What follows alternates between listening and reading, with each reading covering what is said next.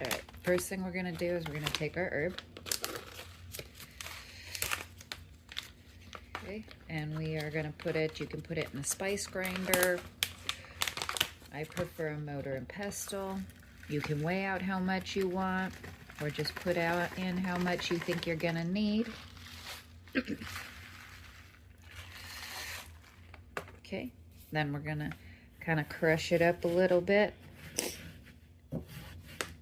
Just gonna help, whether you're using alcohol as a tincture or whether you're gonna put it in some oil to create an oil base for maybe some skincare or a salve.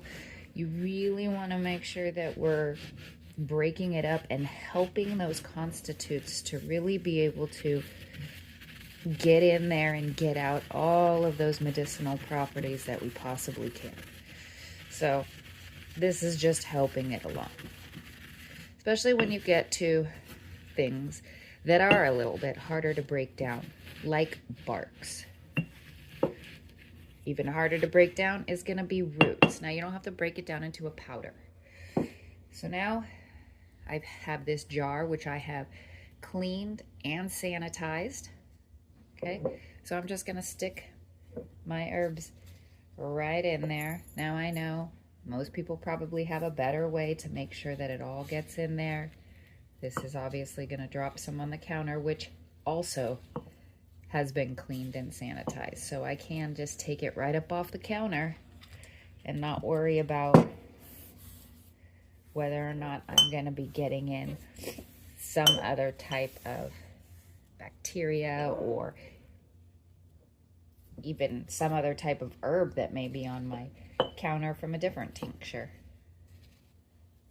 Or oil constitute, as I do, if you've seen my videos, infuse oil as well. I do skincare products, wellness products, really.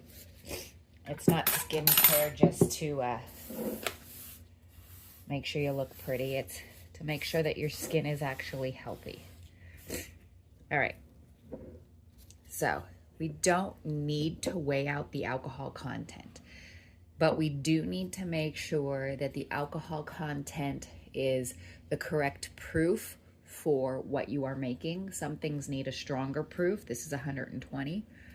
If I were doing flowers, I would use something closer to 60. Roots, again, this would be good for. And the reason why is sometimes the stronger the proof, the easier it is for the alcohol to damage the medicinal constitutes that are inside our herbs.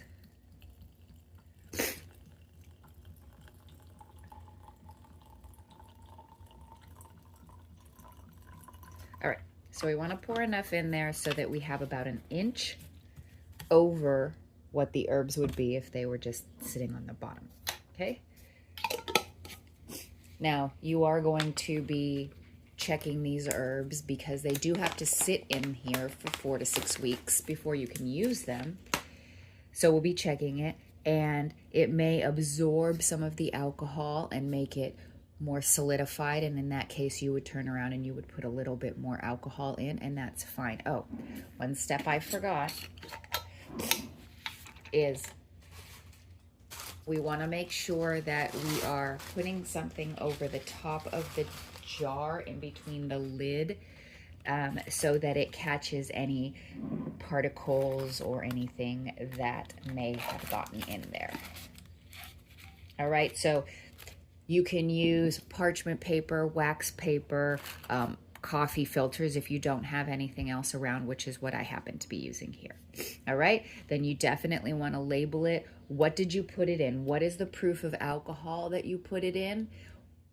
What is the herb, obviously? The date that it started. Then you want to make sure you put the date that it also is to be strained. Then when you strain it, you'll put that new date on there of when the tincture was actually made. Now, tincture will last almost indefinitely as long as you treat it right? Not sticking it in direct sunlight for hours on end. Oils are a little bit different. Then you're looking at 1 to 2 years.